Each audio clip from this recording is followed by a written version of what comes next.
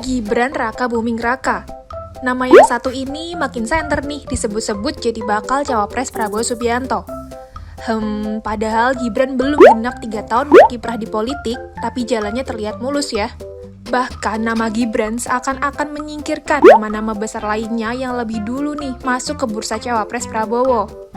Seperti Ketua Umum Partai Golkar yang juga menjabat sebagai Menteri Koordinator Bidang Perekonomian, Airlangga Hartarto, Menteri BUMN Erick Thohir, dan Gubernur Jawa Timur Khofifah Indar Parawansa.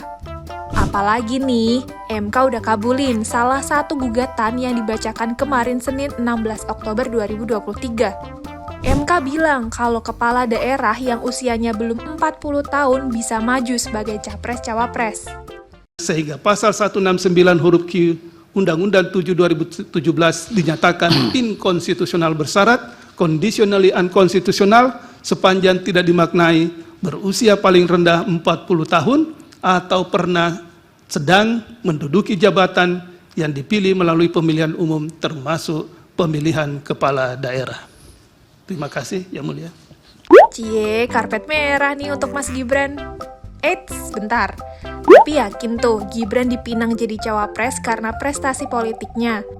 Atau jangan-jangan karena privilege-nya sebagai putra Presiden Jokowi? Nggak tahu, tanya yang mau tanya saya.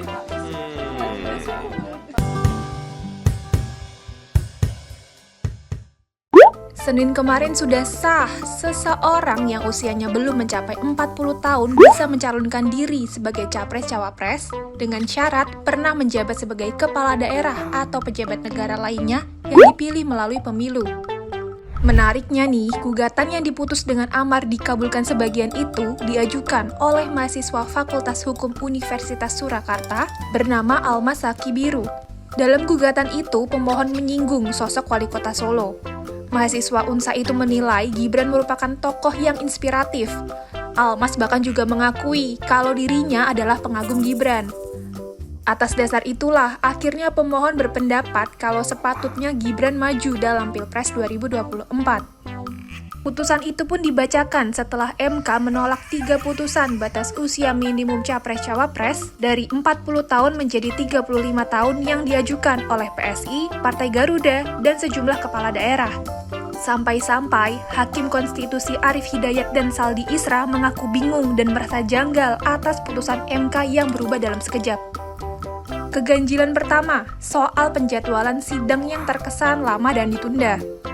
Memang, Arief bilang kalau lamanya penjadwalan sidang nggak melanggar hukum acara, tapi penundaan justru berpotensi menunda keadilan.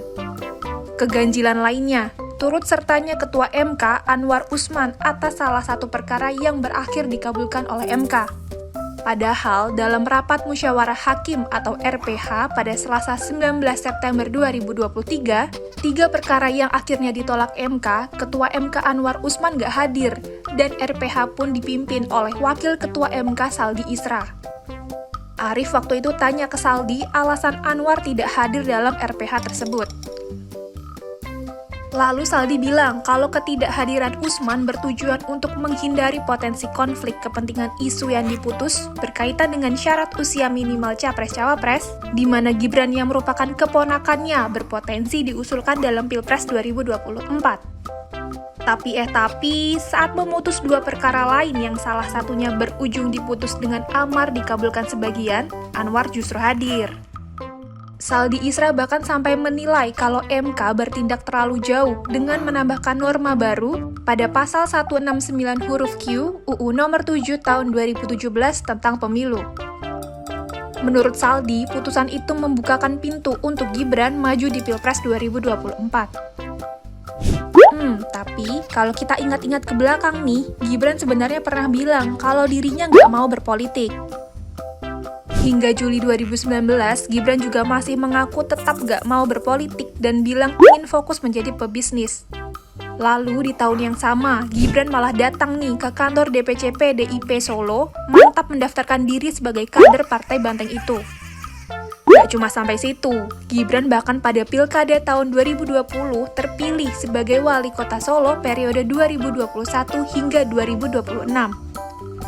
Belum genap menunaikan amanahnya selama 5 tahun menjadi wali kota Solo, sekarang Gibran malah dilirik nih jadi bakal cawapres. Bahkan Gibran sendiri juga sempat mengaku banyak mendapatkan tawaran tersebut. Yang namanya tawaran itu banyak. Tawaran dari capres yang lain juga banyak, dari kompetitor banyak. Kemarin juga waktu di sela-sela Rakernas, Pak Ketua TPN, Pak Arsyad juga memanggil saya untuk ikut bergabung di dalam TPN. Ya itu, intinya saya kan ikut keputusan dari Ibu Ketua Umum. Saya ditugaskan apa, ditugaskan di mana, saya ngikut. Hal itu kasih lihat betapa mulusnya jalan Gibran dalam dunia politik.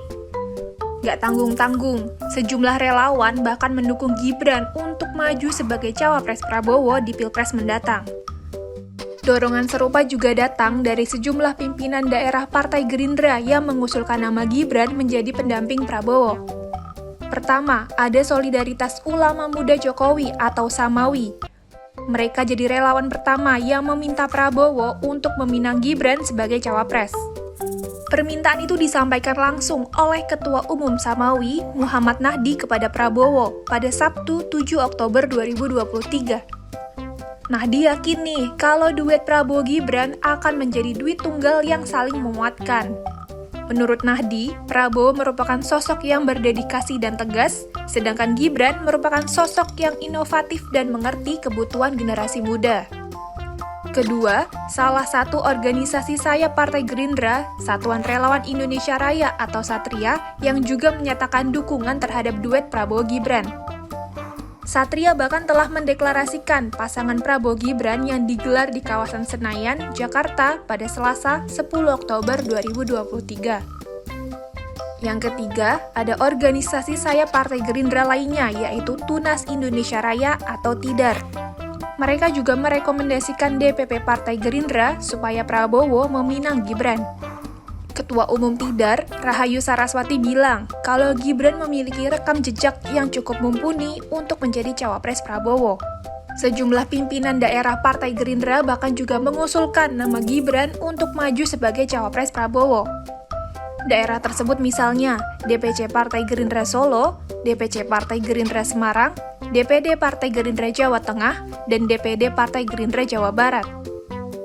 Ketua DPC Partai Gerindra Solo, Ardianto Kuswinardo menilai sosok Gibran selama ini memberikan perhatian positif kepada masyarakat kecil, seperti saat Jokowi menjadi wali kota Solo.